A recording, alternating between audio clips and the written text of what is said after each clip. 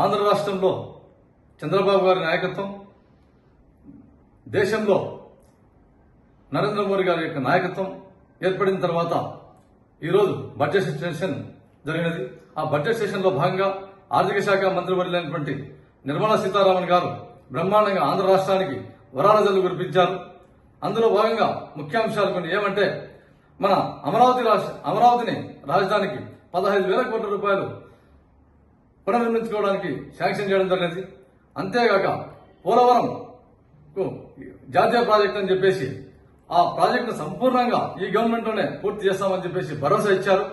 అంతేగాక అత్యంత వెనుకబడినటువంటి రాయలసీమ ప్రాంతాన్ని కూడా రాయలసీమ 4 జిల్లాలతో కలుపుతూ ప్రకాశం జిల్లా మరియు ఉత్తరాంధ్రను కలిపి మనకంతా ఒక ప్రత్యేక ప్యాకేజ్ కూడా ప్రకటించారు. అంతేగాక ఈ రాయలసీమ ప్రాంతంగా వెనుకబడిందని చెప్పేసి ఉత్తరాంధ్రలో కూడా వాళ్ళకు పారిశ్రామిక అభివృద్ధి చేయించాలని చెప్పేసి వైజాగ్ నుంచి చెన్నై మధ్యన ఒకప్పటి అనే ఒక నోట్ సెంటర్ను, హైదరాబాద్ నుంచి బెంగళూరు మధ్యన బోర్వగల్ అనే ఒక నోట్ సెంటర్ను ఏర్పాటు చేసి ఈ 2 నోట్ సెంటర్లకు రైల్వే కానీ, రోడ్లు కానీ, వాటర్ సోర్సెస్ కానీ అన్ని ఏర్పాటు చేసి ఆ ప్రాంతాలను బాగా పారిశ్రామికంగా అభివృద్ధి చేయించాలని చెప్పేసి ఒక మహాసంకల్పం కూడా ఆ పార్లమెంట్ సాక్షిగా మాటిచ్చారు.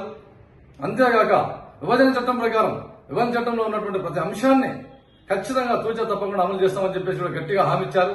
అంతేగాక పూర్వోదయ పథకం ద్వారా ఆంధ్ర రాష్ట్రానికి ఒక ప్రాజెక్టు కూడా సపరేట్గా ఇస్తామని చెప్పేసి కూడా పార్లమెంట్ లో చెప్పడం జరిగినది. అంతేగాక ఈశాన్య రాష్ట్రాలతో భాగంగా మన ఆంధ్ర రాష్ట్రాన్ని కూడా చేర్చి సపరేట్ గా కొంత నిధులు కేటాయిస్తామని చెప్పేసి కూడా మనకు గట్టిగా హామీ ఇవ్వడం జరిగింది. నేను చెప్పేది ఏమంటే, ప్రధానమంత్రి నరేంద్ర మోదీ గారి ఆధ్వర్యంలో మన ఆంధ్ర రాష్ట్రం సుభిక్షంగా ఉండబోతుందని చెప్పేసి తెలియజేస్తున్నాను.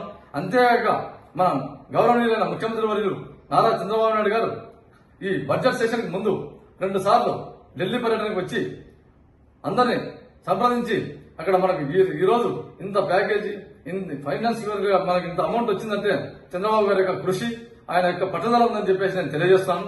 అందులో భాగంగా మన రాష్ట్రం చంద్రబాబు గారి నాయకత్వంలో మరియు నరేంద్ర మోడీ గారి యొక్క నాయకత్వంలో బ్రహ్మాండంగా డెవలప్ అవుతుందని చెప్పేసి తెలియజేస్తున్నాను.